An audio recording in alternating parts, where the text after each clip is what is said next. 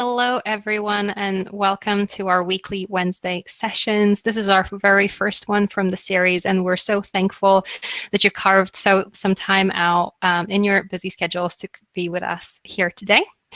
And before I jump into what we're going to be talking today, well, Gavin will be presenting, I just wanted to drop a quick note to say that our next session is going to be on how to create relevant content for social media during a crisis with the VP of Marketing at Animals.co. Animals is a brilliant content marketing agency and is classified as one of the best in the world. And we'll have Devin Bramhall to talk about what makes content relevant on social. And you can register for this already. I'll drop up a link a little bit later so you can save your seat. And then, of course, today we're here to talk about how to navigate your business through COVID-19. It is a very tough time for all of us and for businesses all around the world. And we wanted to share with you how Gavin and we personally navigated through this. So a little bit about Gavin, if this is your first time and you've never heard about Sendible before. Gavin is the founder and CEO of Sendible. Sendible is a social media management platform built for agencies and brands to help them manage social media in a better and more effective way by telling better stories. And today he'll be showing you all that he did to navigate our business through COVID-19. Say hi, Gavin. Thanks, Veronica. I'm going to share my screen now. Let's hope this works. Just before I let you go, though, Gavin, just a quick one. This session is being recorded. Please use the questions tab to ask any kind of questions for Gavin. We'll get back to every single one. And we'll also run a poll to just get to know you a little bit better. All right, over to you, Gavin. Cool, let's just see. Can you guys all see my screen now? Just leave a thumbs up in the chat window. Great. Okay, so first of all, thanks for joining us today. I know that there are tons of live streams happening right now, and I really appreciate you joining this one. I'm going to be showing you how to navigate your business through COVID-19 using a tool that I've personally used at Sendible for the last probably 6 months now. So before we jump into this, tell me if this sounds like you. So when I first realized that COVID-19 was a big deal, this all went through my head. The first thing was in January, people were saying there's a new SARS-like virus. And I was saying it's nothing to worry about. It's only in China. Then in February, people were saying coronavirus cases are here now. And I was saying it's like the common flu, nothing to worry about. You know, it'll be fine. And then people were saying, oh crap, it's spreading. And I was saying, let's all stay home. And then it started getting serious in April, actually end of March, early April. The companies started closing, people are losing their jobs. And I said, okay, let's take action now. Let's do something about this. So I needed to figure out a way to get the whole company to take action quickly, to adapt to this new world, how things were moving so quickly as they were at the start of April, end of March. But to be honest, initially I froze. I thought, you know, can we continue with business as usual? Can we just do the same? Can we do the same thing we've always been doing? But once I got over the fear and panic, I had quite a few ideas in my head to move things forward. But I had so much anxiety as well about all the change, and I needed a way to gather my thoughts together and try to plan a way forward for the company. Plus, I had to motivate 40 people to be able to act swiftly and take action. And that was quite challenging. Like, how do you get a whole company to move forward and change direction almost overnight? So I looked at traditional management tools like OKRs. Have you guys heard of OKRs? Anyone familiar with that management tool?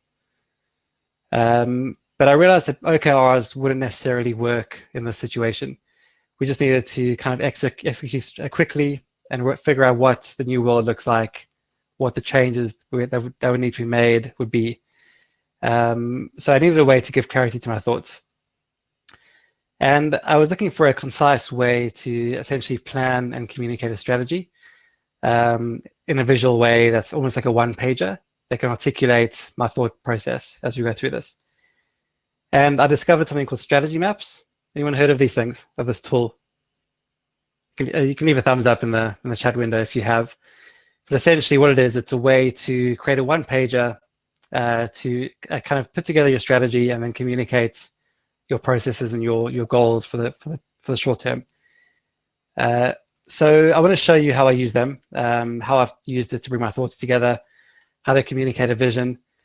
As I said, I used this towards the end of 2019 to craft a vision for this year at Sendible. And it works really well if you want to kind of unite an entire team to kind of work together for a common goal or for a strategy. And it can be used for any scenario, not just CEOs, managers, but it can be used by agencies, anyone needing to clearly communicate a strategy to someone else. So I'm going to walk you through how that works. But before I do, let me explain why strategy maps are useful and beneficial. As I said, it helps you create a one-pager for making quick decisions. Everyone can see where you're going, what the plan is. It also links all the critical processes needed to deliver the outcome. So you can see how everything is linked together as part of all the different objectives that you're working towards. And it also allows managers to measure results and allocate resources. So when you're looking at this flow diagram, which you'll see shortly, it's a way to kind of see where you can allocate or invest more in different objectives to get different outcomes, whether it be time or resources, in terms of money. So we're going to go through a practical exercise right now. We're going to create a strategy map from scratch together. I want this to be super interactive. So I'm going to need one volunteer, ideally a business owner, which I'll ask for shortly.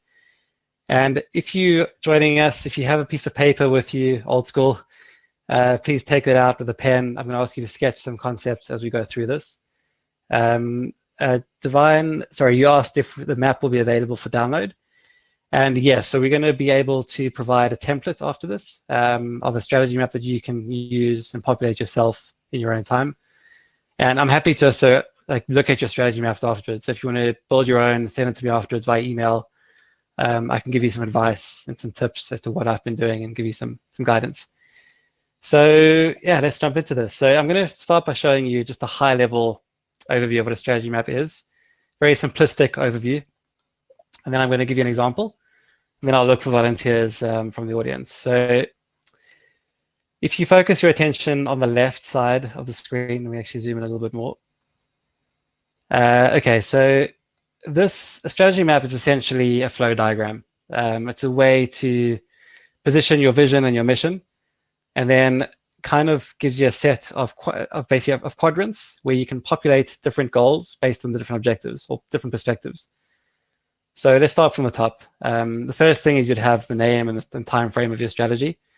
So for example, let's say it's a restaurant. The restaurant wants to create a Q2 strategy for COVID-19. So it's generally just covering the period you want to show in your map. And then the vision is obviously your company vision. So what do you want to become? What's your long-term goal?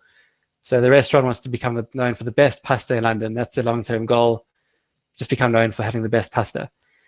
And the mission is, what do you want to do now to work towards that vision? So their mission might be to get our pasta into every home in London during the lockdown period. So it's more of a short-term mission, but it's a pathway to the vision. Then once you have your vision and mission, obviously that's your goal where you're heading towards. You would then look at each of the various quadrants. And the first one is obviously looking at your financial perspective. And these would be objectives related to your financial health. So let's say, for example, in Q2, the restaurant strategy would be to gain market share, right? So they want to take advantage of COVID-19 and see what they can do to take market share while other restaurants are closed. So that's their financial objective or perspective, is to gain market share.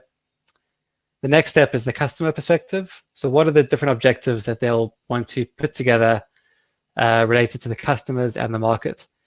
So one of them would be, we want to make sure we have quick delivery and good food going out to our customers.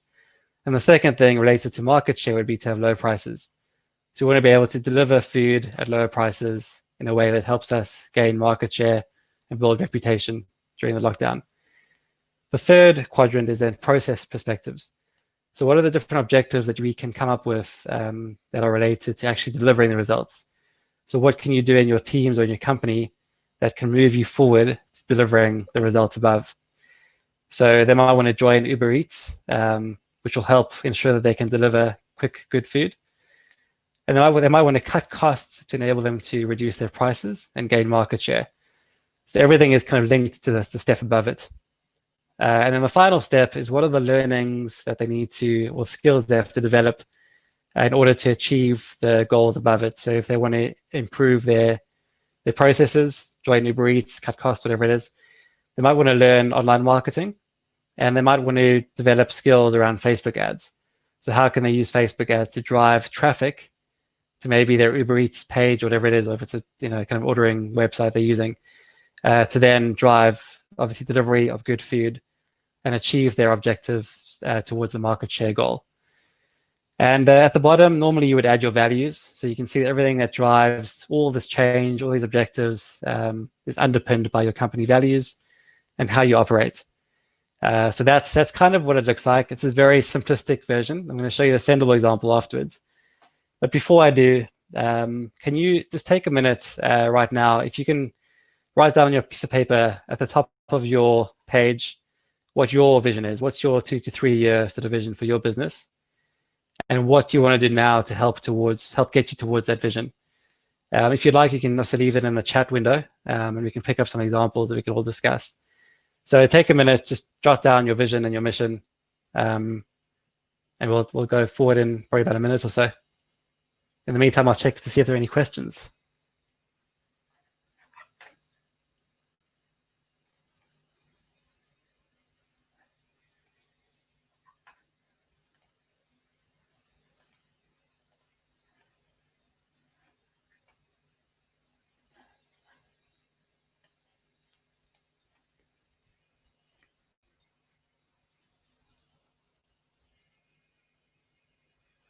And are there any business owners in the audience that would like to share their vision in the chat window that we can then plug into the strategy map? Looking at the polls, Gavin, we have 6 agency owners in the house. Oh, wow. So if you're not comfortable sharing your own, then feel free to share one of your clients as well.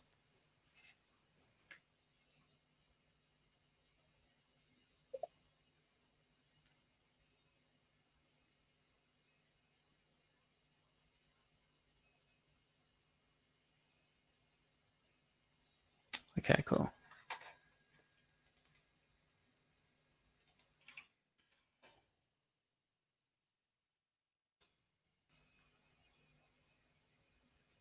Okay, so let's take an example from Georgie. So Georgie wants to better outline financial goals connected to her business consulting coaching membership course. So I assume that she wants to create a plan that helps her outline her goals. So I'm assuming that the goal of the course would be to gain members. Is that correct?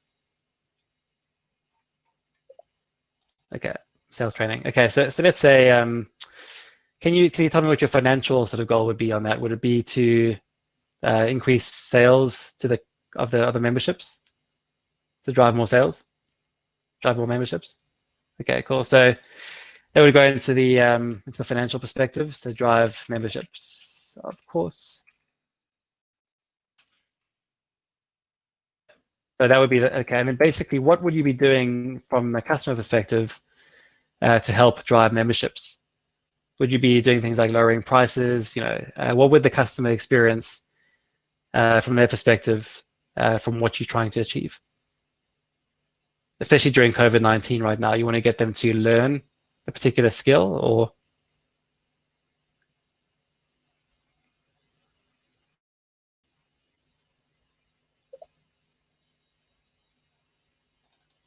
okay, cool. So low price, and then I guess get confident in sales would be maybe a skill to help them get confident in sales. Okay, low prices, and you want to do something that gets them more confidence in. Okay, build sales confidence. Okay. And then I guess what could you do from a process perspective in your business itself to be able to lower prices and be able to help them build sales confidence? Would it be recording maybe a course, videos? Would it be learning how to do video? Like what is it? So give Zoom recording. Okay. So that would be the process, right? So you want to set up maybe Zoom sessions. And okay, learning.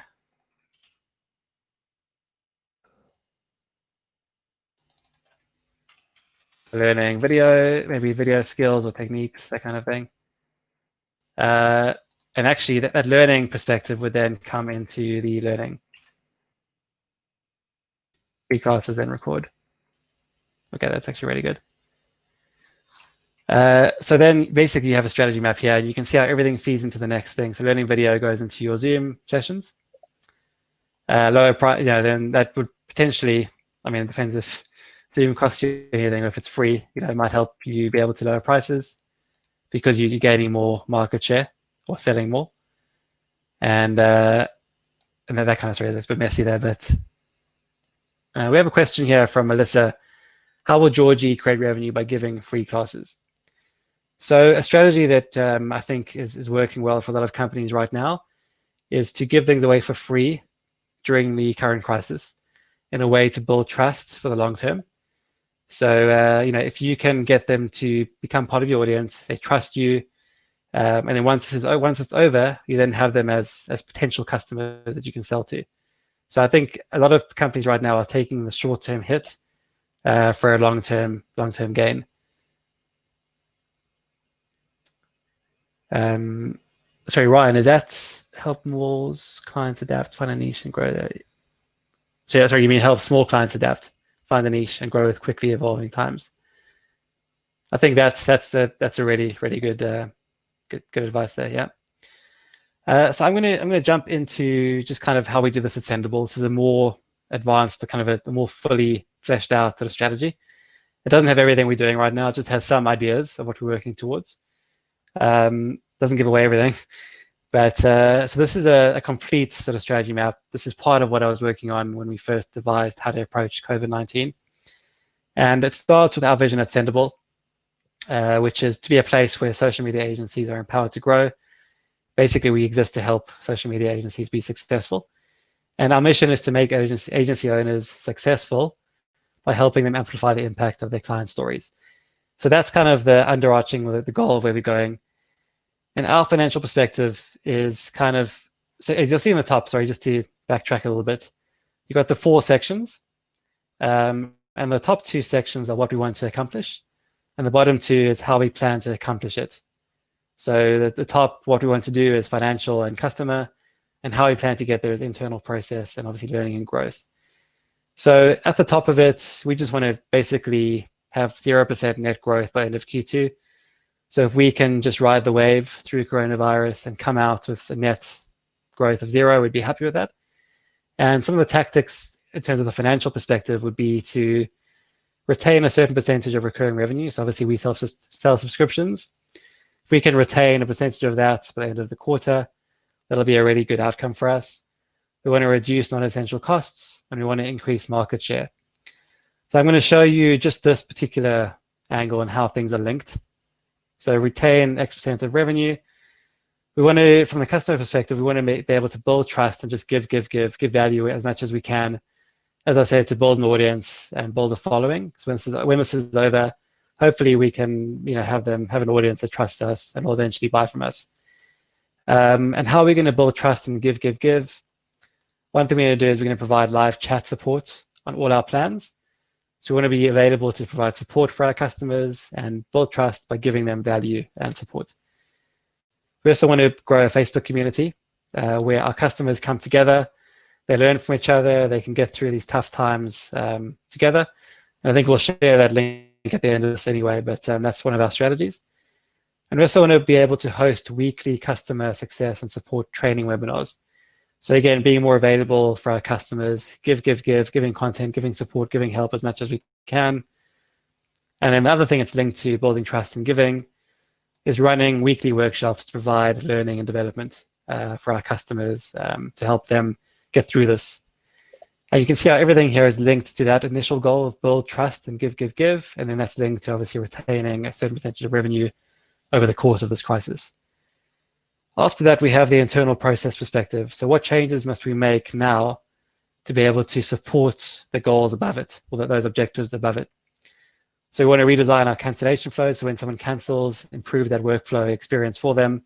So we learn more about why they're canceling, and maybe we can help them out. Next thing is to be able to introduce our leads and trialists as part of a community. to help them all come together and learn from each other and develop and get through this together. And the next thing is to help train our customer success and support staff on hosting webinars. So it's something quite new to us. We're trying to learn how to do this, what the process looks like, and that will help feed into being able to deliver that particular objective. And then the learning objectives would be around learning a new tool to provide the live chat on all our plans. So we're looking at something called Zendesk Chat, being able to experiment more with video. So we believe that showing your face these days is really critical when everyone's isolated.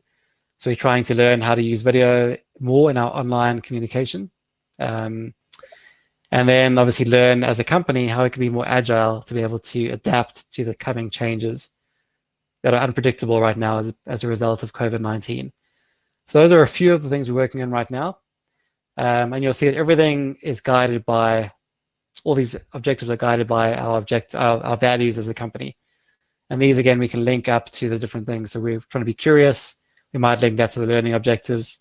Being authentic, again, about learning video and showing our faces and helping customers. Being reliable.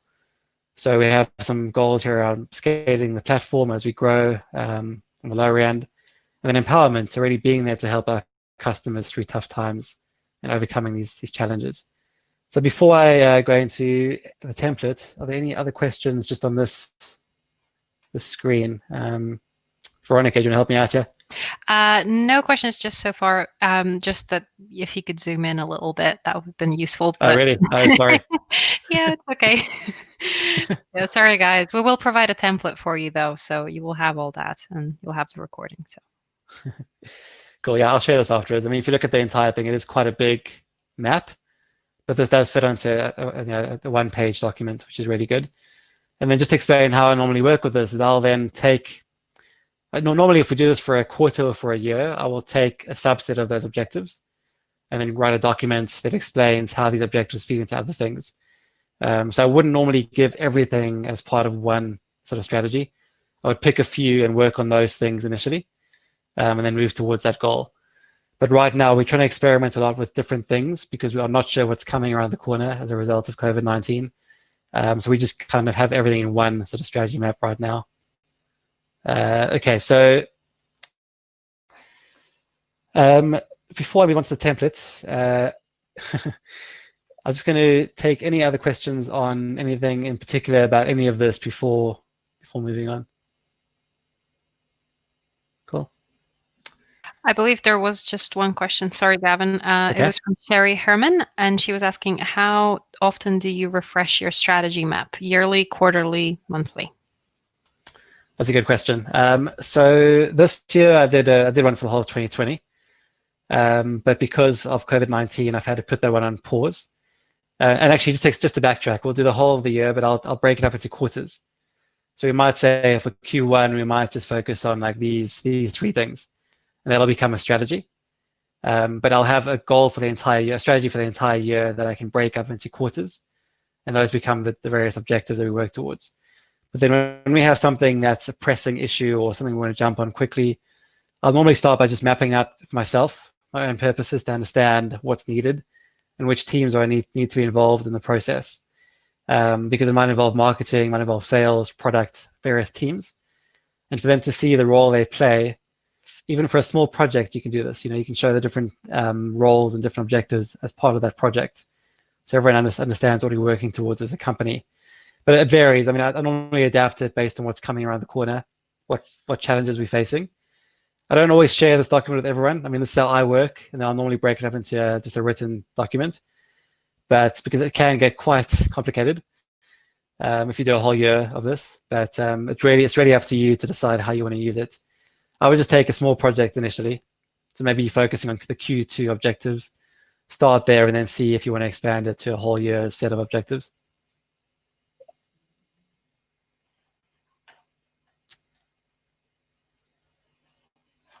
Cool. So just to show you the template that I'll be able to share with you afterwards, it's just really a very basic empty template that you guys can use. I'll share it with you so you can just plug in your own sort of objectives in there. And as I said, if you have any questions, I'm going to share my email address shortly. Okay, so just some further reading on this topic if you're interested. there's something called balanced scorecard, which is kind of bringing in almost KPIs and measurements. So you have the objectives, but you also have measurements to help you determine how close you're getting to those objectives and those goals. So I recommend just looking on Amazon for the balanced scorecard, helping to translate strategy into action. And then again, by the same author, Robert Kaplan, is a book on strategy maps, and these feed into the balanced scorecard. So what I showed you is just part of the entire story, but this all comes together as one entire sort of process. And if you'd like a copy of the template, feel free to email me personally at gavin@sendible.com. And again, if you want to draft one and send it to me for review, I'm happy to give you feedback on your strategy and kind of we can brainstorm some ideas. Always willing to help and discuss business tactics and strategy. So feel free to email me at gavin@sendible.com. And just personally, I'm sharing my own journey on the podcast, Sendible Insider Podcast. I'm trying to push something out every week. So every learning we have, or every challenge we face, trying to share how we overcome those challenges on a week-by-week basis. So if you'd like to get some ideas from what we're doing, feel free to subscribe and listen in. Very short, actionable podcasts, under 10 minutes at the moment. And just search for Sendible Insider on whatever sort of tool you use to subscribe. Cool. I'm going to hand back to Veronica now, just to see if we have any more questions. Okay. And I'm not sure how we're doing for time. Are we okay for time? We just have 3 more minutes, so we were scheduled to do this within 30 minutes, but I'm sure some people would like to hang around for the Q&A. Just a reminder, please do add your questions in the questions tab and we will get to them. Gavin, I do have a few questions to you that we had submitted for our community. So maybe we can start with those while people add theirs. Does that sound good? Sure. Cool. All right. So one of the questions that I have here is, Gavin, speaking to you as a business owner, what are the things you're struggling with the most at the moment? That's a good question. I think initially it was about routine.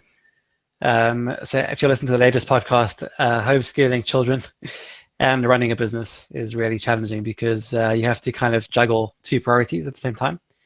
So that's been a problem or a challenge, I guess, with COVID-19. But I think the other challenge is I think you have to be willing to adapt and move quickly due to uncertain times. So, if you stick to your old ways of working, you might be left behind because there are loads of opportunities during this time. I mean, I know people say, it's tough times and that kind of thing. But I think if you look at the opportunity to go online and reach an audience and use social media to reach that audience, because everyone is on social media right now, the opportunities to build an audience are really endless right now. So if you can give and share more of your learnings, be willing to help rather than sell, that can help set you ahead of your competitors when this is all over. So I think the challenge for me is just being able to act quickly and get the team to kind of be willing to experiment a little bit because we aren't sure what's coming. But I guess the other big challenge was really setting a vision at the start of the year and not being able to move towards that vision right now. So we know we want to get to a certain place 2-3 years, but I've had to kind of put that on pause for now, just to focus on what the changes that are coming our way are or could be, and be prepared to adapt as they come our way. Yeah, I think struggling with having to change after planning it for so long, that's definitely a huge struggle. Thank you, Gavin. And then there's another one from the community, and we have some popping up in the questions tab, so I'll get to those in a second. So would you, as a consumer, I guess, and as a person here, how important do you think social media is right now? And what are some of the best things maybe you've heard from brands and the way that they communicate? What has been your personal experience with brands and social media? I think the first thing is that context is key. So if you want to get anyone to pay attention, you have to be willing to share content that's in the context of what they're thinking about right now. So we know everyone is obviously anxious about the current climate, what's happening. There's no point trying to drive them away from where they're thinking, where their mindset is right now. So you just have to be willing to share content that's relevant and going to help them. So I think the best pieces of content are where it's not patronizing or condescending, but it's in a way where people are sharing their own lessons or learnings. I think the biggest, actually, this is another thing. I think the biggest risk or challenge here is there are no books written about how to deal with this current situation, right? It's all very new to a lot of people. You can't just get a book and figure out how to traverse or how to navigate this current climate. So people are looking for heroes that they can get behind. If you can share your hero's journey, be as open and honest as possible on social media, and share how you're overcoming challenges, you'll then build a following that's rooting for you. And by the end of it, you'll have this high trust audience that'll be willing to buy from you when it's all over. So I think the tip here is really don't read the books. Just try to be innovative and unique in your approach. Do things that are different. Just I guess one example is, we know every company is building a community right now. Everyone's trying to launch a community, get their customers on there. Our community is very different. Our community is run by our customers. It's about them helping each other get through this together. So whatever you can do to think differently outside the box, not say what everyone else is saying, but try to be unique but relevant, I say is my tip to everyone. Thanks for that, Gavin. All right, we have 3 more questions currently in the questions tab. So we have one from Jessica Melkor. I hope I pronounced that correctly. She's asking Gavin, is the strategy map effective to use in multiple programs within one agency?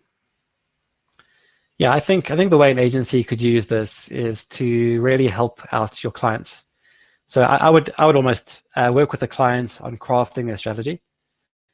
And then show them, if you're a social media agency or a marketing agency, show them where you could help out as part of their strategy. So when you say multiple programs, I'm assuming you mean multiple goals or initiatives for a particular client. I would say you probably have a meeting with your clients, see what their challenges are, what their goals are, work with them on the strategy, as I showed you before, to fill in those different objectives. And then you would be able to help them out in the different areas, depending on your skill sets. So I hope that answered the question.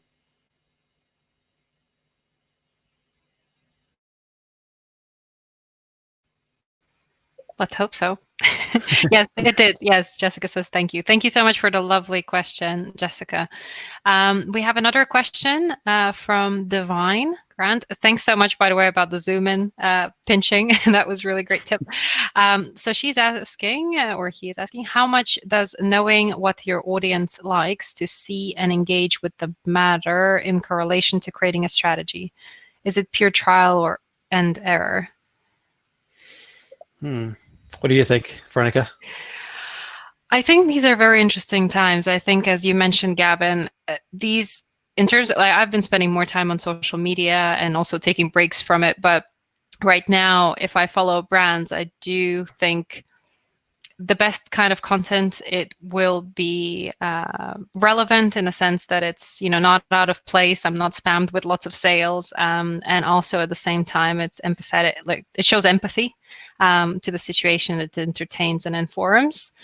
So in terms of COVID-19, I think you just have to be very transparent and let your consumer audience know what you think of them. Like, what is your position as a brand, to just tell them. They might think you are out of business because you're posting less, or you just want to let them know. And after that, you just need to see how you can deliver value and be entertaining or informative, which is basically the best practice of social media if you go back to the basics. Very true. I agree with that. I think you just have to be relevant to what they're interested in right now. So I think now it's really about how you can help. Less about selling, more about what you can offer in terms of your skill set, your knowledge, that can help others. That's very true. Nice. All right. And then we have another question from Karen. If you have different parts to the business, do you create a strategy map for each? For example, you're selling business portraits and family portraits. The corporate side tends to have a different focus than the personal portrait side. I guess it's a photography business potentially that we're talking about here. Yeah, so I guess from my perspective, when I first tried these, my idea was to have every department creating their own strategy maps for every sort of manager, but it would be impossible to kind of coordinate everyone towards a common goal. So I think I would try start off with just one initially, because the worst thing that can happen is just to have multiple strategy maps all over the company and not everyone working towards the one thing that's important. So I think I would start off small, just do one to give visibility of what your goals are, what you're working towards. And then if it makes sense, if it gets too cluttered, you might decide to have others that feed into the main one. And if you research actually on strategy maps, there are ways to create them for different sort of departments. So you can create like a marketing strategy map, one for sales, whatever it is. They're different. So you can be flexible in the quadrants. So even though the ones that I showed you now were obviously, these are like the standard ones, you could decide that you might want to change these for what's relevant to whatever department you're working in. But I would say initially to start off with one for everyone, for the whole company, before you explore other ways of breaking this up. Thanks, Gavin. All right. Marshall keys. Yep. Okay. We do have one more question. Thank you all for all of your lovely questions, and thank you for confirming that we've answered them. We do have one final question in the Q&A, which will probably be the last one since we're running a little bit over, and it's from Georgie. Thanks again for volunteering. And Georgie is asking, what do you think will never be the same after COVID-19? Yeah, it's tricky. I think social distancing is here to stay for a long time. First of all, I think the virus will be under control and then come back for a second sort of spell or a second wave. So I think what's happening, what I've seen is that more people are going online than ever before. So we've seen the explosion of Zoom, Facebook Live. It's becoming quite saturated because everyone's doing it. But people are finding new ways to deliver their services online. And I think that we'll see more of that, I guess, in the future. So for example, like just from my personal example, like my daughters have ballet class. Those ballet classes are now done on Zoom and they do it from home. And I think it's more practical, it saves time, it saves money. It's not sociable as sociable as it could be, but it delivers the service in a decent way that gives value. So I think we'll see more of that happening, more online, and more of a need for community than ever before, right? I think people will stick to these communities, especially the ones that have high trust and that are delivering high value. So I think that'll continue to be part of the future. What are your thoughts, Veronica? Maybe you have some ideas from the marketing perspective. Yeah, I feel like we're all going to be a little bit more reactive. I was being very comfortable with the whole way of how, I've streamlined everything and all of the processes are there. And as you said, you can read a book about a new practice and, just approach it. But I think what I really like, well, not like, but this is a really tough situation. But I think for smaller brands, this is a great sort of chance to really shine brighter and create that brand loyalty and trust that some of the bigger companies don't do or won't do because they're simply too big to care about one single customer. I've had a few occasions where, even getting a refund or getting my ticket moved or just seeing that from a brand that they're allowing that has created brand loyalty for years. Just that simple act of kindness and understanding. So I think it will be a little bit more reactive in a sense that we need to embrace testing and just measuring things and just sort of embracing that change, but also being more human, like for real, in our marketing. Yeah, I think that's very true. I think people are going back to just being human and authentic, and people are looking for that human sort of touch. So I don't think it'll be as easy to gain trust in the future. I think now is a really good opportunity to gain trust. This is your real opportunity to really build an audience by just helping others and not asking for anything in return.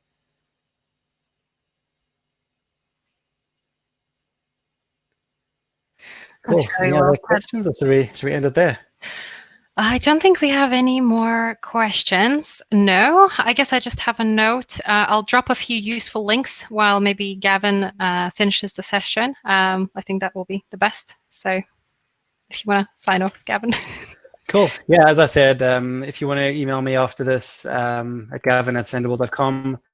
If you have any follow-up questions or any thoughts on, if you want the strategy map template, I'll send that to you as well. And if you have any ideas on kind of your own strategy that you need help on, I'm happy to kind of help you out on that and see where we can help you with that strategy of yours during these uncertain times. And if you want to join our community, obviously just search on Facebook for the Social Media Storytellers Facebook community, and we will be happy to welcome you and continue the conversation there. Sweet. Thank you so much, Gavin. I do think we got another question, so maybe we can just answer this last one. Okay, fine. From Divine. So my company is very event driven. What are some ways that we can continue to stay relevant and keep a good social media presence?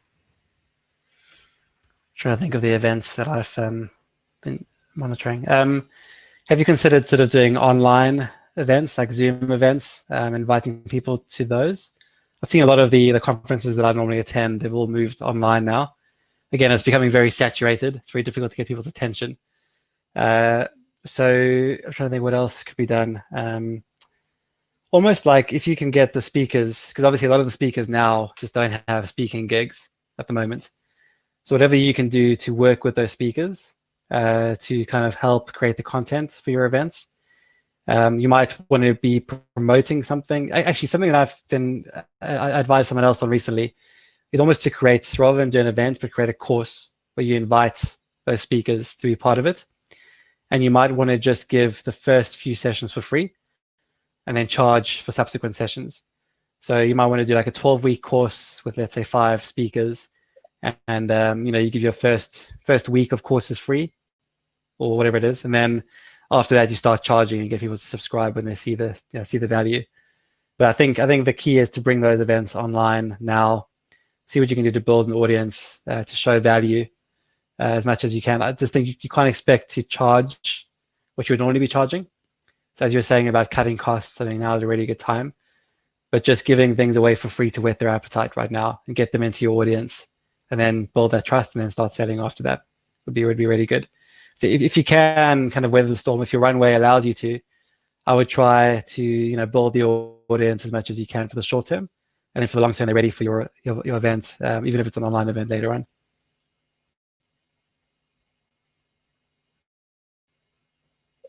Anything to add, Veronica, on the social media side? I think I've seen, when Divine said about the entertainment, I think I've seen a lot of musicians and comedians now just getting together and hosting these live shows. And again, just growing their own personal brand and entertaining people online. And usually it is free, but at least we do get to connect with those people and we can still have some events. So I've found that has been quite fun to watch. And I'll check the link and why it's not working. Just please give me a second. There's one for Divine. I'm not sure if you're on YouTube, but there's been an increase in view time on YouTube at the moment. So there's an opportunity there because obviously everyone's at home consuming content.